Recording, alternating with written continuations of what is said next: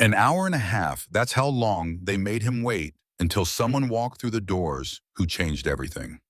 The glass doors of Highland Crest Bank whispered open, releasing a soft breath of chilled air onto the sunlit sidewalk. Inside the lobby smelled faintly of fresh coffee and polished leather, an atmosphere designed to feel both powerful and serene. Dorian Carter stepped in with quiet confidence, adjusting the collar of his tailored blazer. He wasn't nervous. He'd sat at too many tables, signed too many deals, and built too much from scratch to ever doubt his place in a room like this. His appointment was at 11 a.m. sharp. No reason to expect anything less than professionalism. The bank's design was deliberate, sleek glass walls, rich mahogany desks, gold trim, catching the light just enough to whisper old money. Dorian approached the front desk, where a woman with a stiff posture and an even stiffer tone barely looked up. "Welcome to Highland Crest Bank," she said, her voice flat. "Do you have an appointment, Dorian Carter?" He replied, placing his leather portfolio gently on the counter. "I'm scheduled to meet with Linda Kramer at 11. She tapped a few keys, glanced at her screen. "You're on the list," she said, still not looking at him. "You can take a seat. She'll be with you soon." Dorian nodded and moved toward the seating area, choosing a spot near the large windows where sunlight painted long rectangles across the marble floor. Around him, well-dressed professionals chatted easily, talk of markets deals and names he recognized. It was the sound of belonging. He glanced at the clock. 10 a.m., early as always, but as the minutes slipped by, 11:05, 11:15. Something changed. Clients arrived after him. Some were greeted warmly, ushered through frosted doors within minutes. A few didn't seem to have appointments at all, yet they were seen, and he was not. At first, he told himself not to read into it. Banks run late. Things happen. But after the fourth or fifth person was waved inside while he still sat waiting in silence, Dorian began to feel the weight of something heavier than a scheduling delay. This wasn't just a late meeting. This was something else. Something he had faced before but never learned to accept. And this time, he wasn't going to let it pass quietly. The minutes stretched, then multiplied. By 11:30, Dorian Carter had been waiting for half an hour past his scheduled meeting time. His name had been on the calendar. He'd confirmed it twice. Yet there he sat, untouched by any hint of urgency or acknowledgement. At first, he kept still patient. Years of business had taught him how to read a room, and just as importantly, when to hold his silence. But the lobby of Highland Crest was no longer a room, it was a mirror. And in that mirror, he watched a steady stream of clients walk in, greet the receptionist, exchange a laugh or a handshake, and vanish behind those frosted glass doors. The man in the gray suit, young Sharp, had come in after 11:10. He was whisked away in less than 5 minutes.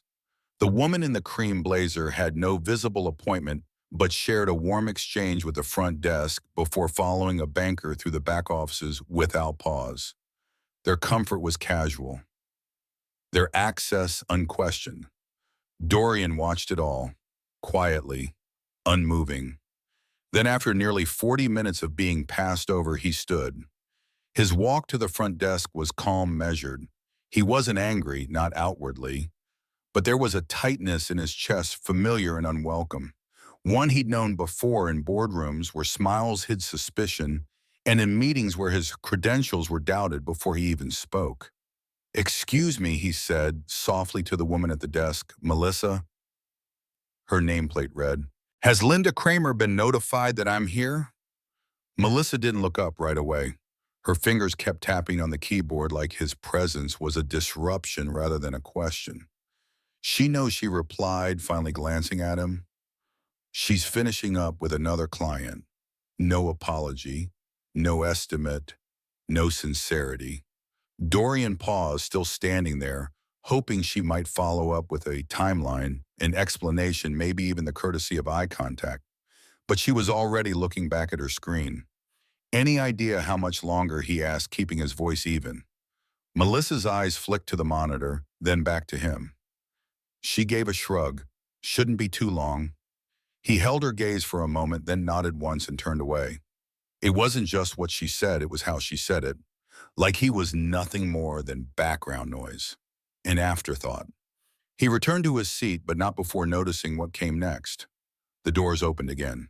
A woman in a navy blue dress breezed in, phone tucked between shoulder and ear, her designer bag swinging casually by her side. She barely paused to acknowledge Melissa didn't need to. Melissa's demeanor transformed, her posture straightened, voice softened. "Good morning, Mrs. Lancaster," she said. Her tone warmer, her smile suddenly real. Mrs. Lancaster gave a half nod, still speaking on the phone. Within seconds, a young banker appeared to escort her to the back.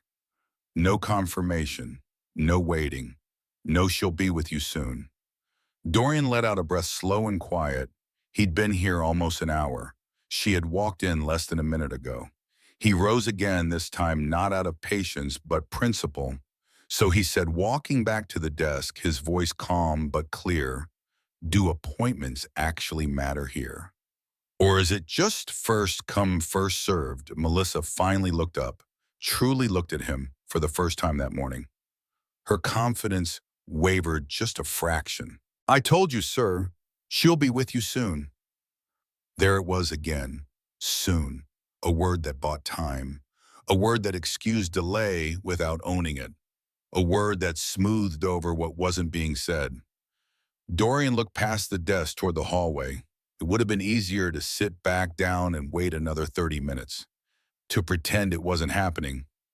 But this wasn't just about being late. This was about being dismissed, quietly, repeatedly, without cause but not without reason. He sat again, setting his briefcase on his lap, fingers resting on the leather handle. His gaze drifted across the room where a young teller chatted with an older man in a golf shirt and khakis. Their voices were low, easy, familiar. "Yeah, I told her to just walk in," the older man chuckled. "She doesn't even need an appointment. You know how it is." The teller grinned. "Well, for Mrs. Lancaster, we always make exceptions." Dorian's hand tightened around his briefcase. So that was the game. Some names carried weight. Others, it seemed, were made to wait. He leaned forward, elbows resting on his knees, eyes steady on the marble floor. He was being tested, not just for patience, but for presence. Would he accept this quiet exclusion as a normal part of doing business? Or would he remind them without raising his voice that his time was worth just as much? He rose again, not with anger, not with show, but with purpose. This time he didn't stop at the desk. He walked right past it, past Melissa's startled voice calling sir, and straight toward the frosted glass doors. They had made it clear he wasn't welcome to walk through them, but he was going to anyway. The frosted glass door gave way without resistance, swinging open into a quiet hallway lined with closed office doors and soft overhead lighting. The carpet muffled Dorian Carter's footsteps, but his presence spoke louder than words. He didn't hesitate. He didn't ask permission. He'd waited long enough. Halfway down the hall, he spotted her, Linda Kramer, sitting alone at her desk. Not in a meeting, not on a call, just typing away at her laptop, unbothered and unaware that someone had been watching the clock for over an hour outside her door. She looked up, her expression shifting instantly from mild surprise to thinly veiled irritation. "Mr. Carter," she said, setting her hands on the desk, "you should have waited to be called." Dorian met her gaze, calm but firm. "I did." A beat of silence followed, taut and uncomfortable. Her fingers lingered above the keyboard, then fell to a stack of papers she pretended to adjust. "Please," she said, at last motioning toward the chair across from her desk. "Take a seat." Dorian sat, not because she told him to, but because he chose to. The office was silent for a moment, the kind of silence that carries more weight than noise. Linda's jaw tensed just enough for him to notice. She forced a smile more muscle than meaning. "I apologize for the delay," she said in a clipped tone. "We've been extremely busy today." Dorian leaned back slightly, letting the words settle. "Busy," he repeated, as if testing the word for truth. "That's interesting. I counted 6 clients go in before me. Some of them didn't even have appointments." Linda pressed her lips together. "I assure you that wasn't intentional. There must have been some miscommunication." He exhaled slowly, keeping his face unreadable. A miscommunication, he said quietly. She cleared her throat and opened a manila folder, eager to pivot. Let's move forward, she said. Regarding your loan application, I've had a chance to review it. While your financials are impressive, we do have very strict criteria, especially in today's lending climate. I'm afraid we'll need more assurances before proceeding. Before she could continue, the door behind Dorian opened and the mood in the room changed completely. The hallway, quiet just moments ago, now buzzed with footsteps and voices. Not just any voices, these were deliberate, purposeful. Executives. Three men entered, tall-suited, confident. At the center was Richard Langford, the CEO of Highland Crest Bank, and a man Dorian knew well. Richard's sharp gaze swept the room and landed on Dorian. His face lit up in an instant. Dorian, he said, breaking into a smile. What on earth are you doing here? Linda froze her composure, unraveling like thread pulled too tight. Dorian stood and shook Richard's hand. Hey, Richard, been a while. It has, Richard said, clapping him gently on the shoulder. Still running, Carter Strategies. Still growing it, Dorian replied smoothly but without boast. Richard's smile faded as he turned to Linda, eyes narrowing just enough to betray his shift in tone. How long has Dorian been waiting? The question hung in the air like a thundercloud. Linda opened her mouth, but no words came out. Dorian didn't rush to fill the silence. He let it linger, let the weight of it land where it needed to. Then softly he answered. About an hour and a half, Richard's jaw clenched, barely perceptible. An hour and a half, he repeated, as if testing the absurdity of it out loud. There was a scheduling issue, Linda said, her voice suddenly small. Richard didn't look at her. He kept his eyes on Dorian. You should have called me directly, he said. I would have made sure you were taken care of. Dorian offered a quiet smile. Didn't think I needed to. Richard turned to Linda, his voice dropping into something firmer. Linda, he said, step outside for a moment. Her hands tightened into fists before she quickly released them. Her face had lost its color. Of course, she said, rising stiffly and exiting without another word. The door closed behind her with a soft click, but the tension stayed in the room like heat trapped after the fire's gone out. Richard let out a slow breath and took the seat across from Dorian. The other two executives stayed standing, their expressions unreadable but alert. This isn't how we do things here, Richard said. His tone still steady, but now edged with something darker. Dorian tilted his head. Seems like it is. That stopped Richard. He didn't defend, didn't deflect. He just nodded once slowly, like a man realizing the floor beneath him wasn't as solid as he thought. And Dorian sat quietly, knowing he had already made his point. He hadn't raised his voice. He hadn't made a scene. He had simply shown up and waited. And in that wait, he uncovered a truth too many still tried to deny. For a long moment, no one spoke. The door had closed behind Linda Kramer, but the weight of what had just happened still hung heavy in the room. Dorian Carter sat across from Highland Crest CEO Richard Langford with the kind of calm that comes from hard-earned patience, patience that had been stretched thin but not broken. Richard leaned back in his chair, steepling his fingers. The other two executives remained standing nearby, glancing at one another but saying nothing. Tell me what happened, Richard said finally. Dorian didn't sugarcoat it.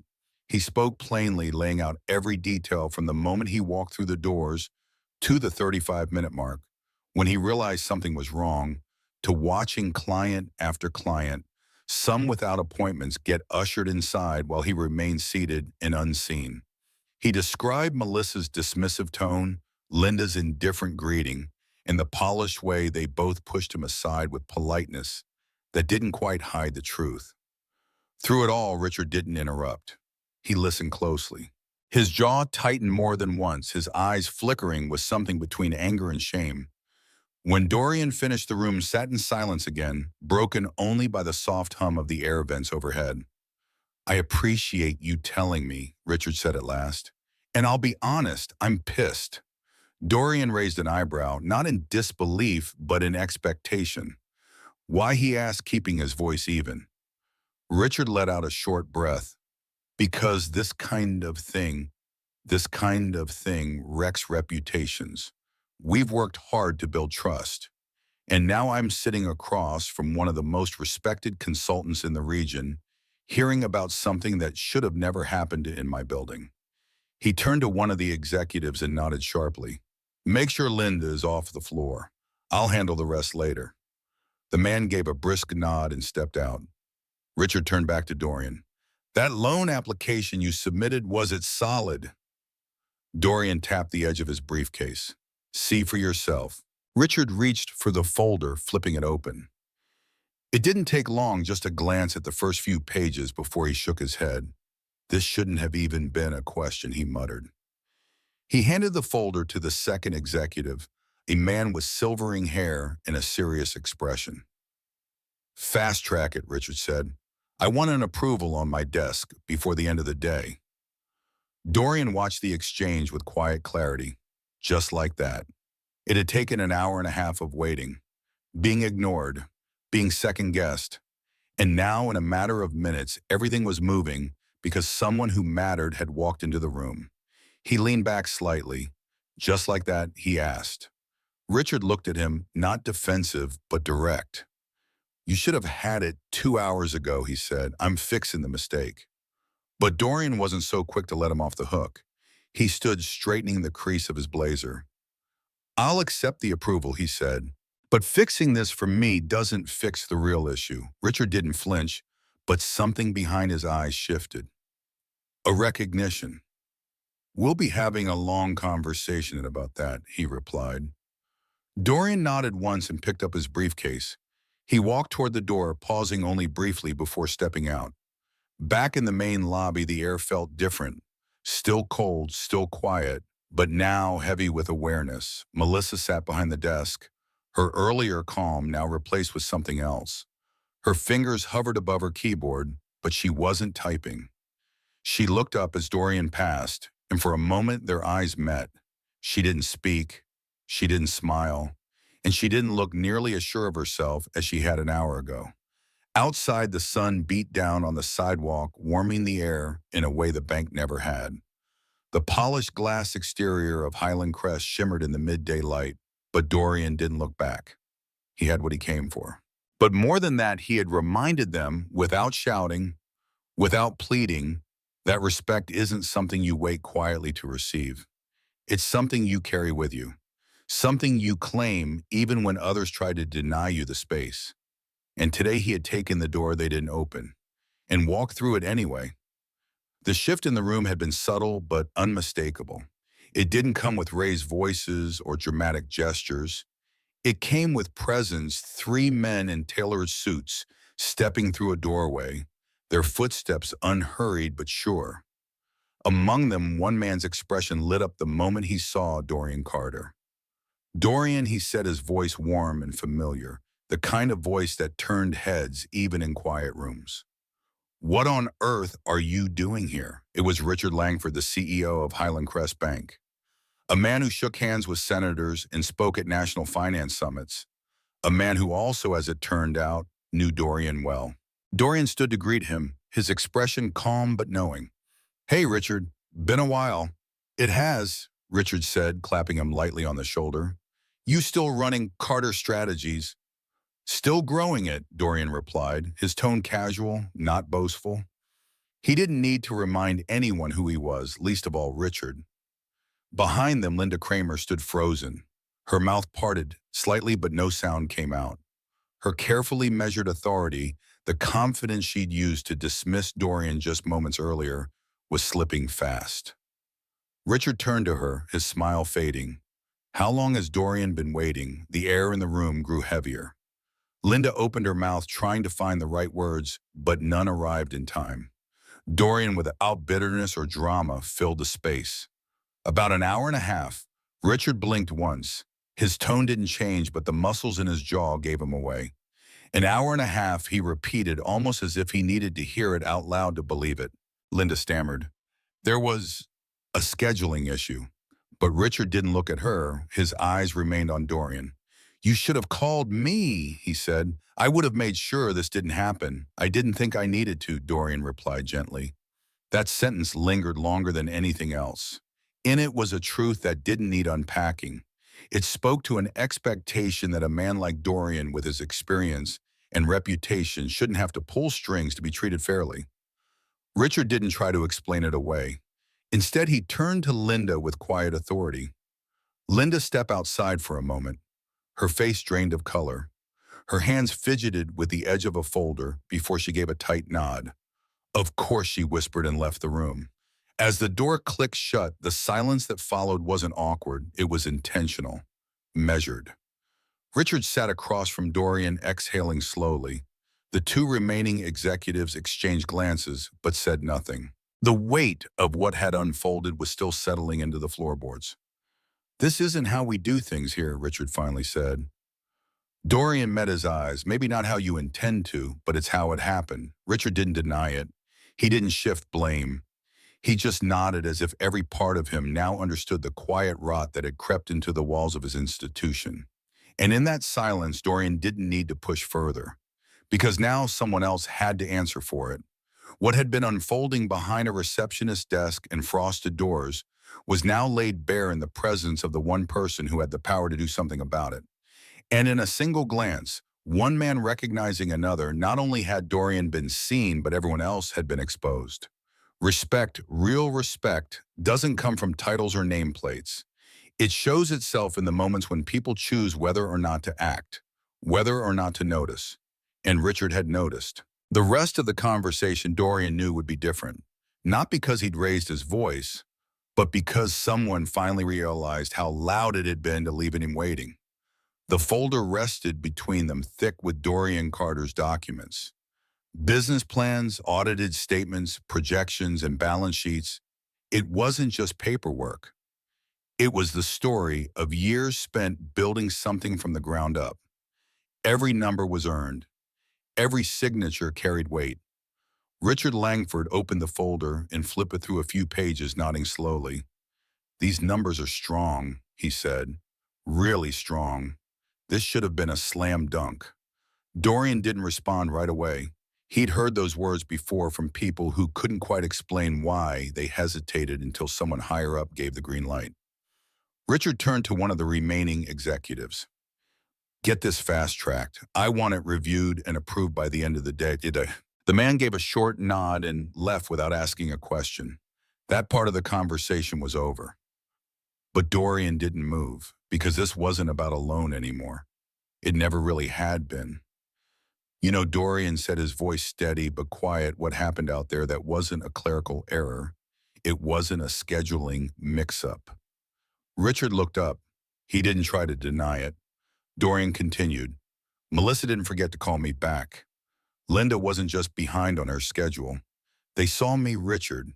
They just didn't think I mattered." Richard leaned back in his chair, hands folded across his chest. "I hear you. I don't think you do." "Not completely," Dorian said, "because I've seen this before. In other offices, other banks, it's not always blatant. It's not always loud. It's subtle, professional, wrapped up in words like busy or soon, but it adds up." Richard's eyes dropped to the desk, and for a moment he didn't speak. Then quietly he said, "You're right." There was no defensiveness in his tone now. Just a man reckoning with the culture he thought he built and the one that had taken root behind his back. "This bank has spent years building a reputation for excellence, for integrity," Richard said. "But if people are being treated like that in my lobby, we've got a deeper problem than I realized." Dorian gave a small nod. "This isn't just about me. It's about every person who gets passed over without even realizing why. Or worse, realizes it and stays quiet because they know nothing will change. I don't want that kind of place," Richard said firmly. "And I won't run that kind of place." He paused, then added, "Linda won't be returning to her role. Not after this, and Melissa will be dealt with appropriately." But Dorian shook his head slowly. "You can replace faces, Richard, but if you don't change what's underneath, you'll be having this same conversation with someone else a year from now." Richard studied him. He wasn't used to being spoken to like this, not in his own office. But he didn't bristle. He listened. Then help me change it, he said after a moment. Tell me where to start. Dorian didn't answer right away. That wasn't a small ask. It wasn't something he was sure could be solved with a training session or a memo from HR. But the fact that Richard asked that he didn't deflect or downplay meant something. Start by seeing who's being silenced, Dorian finally said. Whose ideas are getting brushed aside in meetings? Who's being skipped in line without anyone blinking? Start by listening to the people who don't have titles next to their names. Richard nodded slowly, absorbing the words. That's fair. He extended his hand again, not as a formality, but as something that felt more like an agreement. Dorian shook it. As he turned to leave, Richard called out, Dorian, thanks for not walking away. Dorian paused at the doorway. I almost did, and that was the truth. He almost sat there quietly. He almost told himself it wasn't worth the trouble. But then he remembered how many times people like him had been expected to wait, to be patient, to be polite even in the face of being ignored. And today he decided it was enough. He walked back into the lobby, the same space that had once felt so still and distant, and passed the reception desk once more. Melissa didn't say a word. Her hands hovered above the keyboard, frozen. Dorian didn't need to speak. His silence now carried more weight than any complaint. He stepped outside the bright midday sun, greeting him like a friend. A breeze tugged gently at his blazer as he pulled out his phone. A new email notification blinked on the screen, loan approved. He didn't smile, not quite, but something in his chest loosened, not because he got what he came for, but because he'd reminded them and himself what it meant to take up space, to be seen, and to be heard. The sun warmed the sidewalk outside Highland Crest Bank, casting clean, soft light across its glass-paneled walls. Dorian Carter stood for a moment at the curb, his briefcase in one hand, phone in the other. The air had shifted since he arrived, not just outside, but within him, within that building. He glanced at the message on his phone one more time. Loan approved. Just 2 words, but they landed with the weight of everything he'd had to endure that day. Not because he didn't qualify, not because his numbers didn't add up, but because somewhere in that building, someone had decided he didn't look like he belonged. And today they were reminded otherwise. Dorian tucked the phone away, exhaled a slow breath, and turned toward his car. He didn't feel triumphant. He wasn't interested in gloating. This wasn't about proving a point. It was about being seen, about holding the line even when the easier thing would have been to wait quietly and say nothing. Inside, the bike would go on its marble floors, polished its air perfectly cool. But something had changed. A crack had formed beneath the surface, and the people behind those desks would remember this moment. Not because Dorian had shouted, but because he hadn't, because he'd carried himself with quiet strength and refused to let that be ignored. In life, it's not always the loudest person who teaches the most. Sometimes it's the one who waits with dignity, with patience, and with quiet resolve. Dorian's story isn't just about unfair treatment. It's about resilience, about knowing your worth even when others pretend not to see it.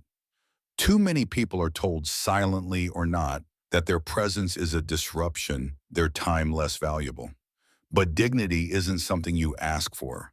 It's something you bring with you.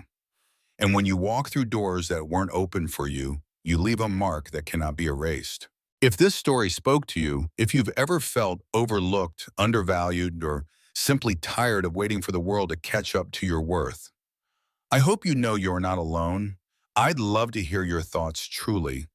You're welcome to share your own story in the comments if you feel moved to, or just leave a quiet note.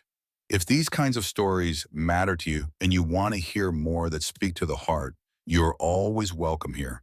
Take care of yourself, be kind, and never forget the power of being quietly, unwaveringly seen.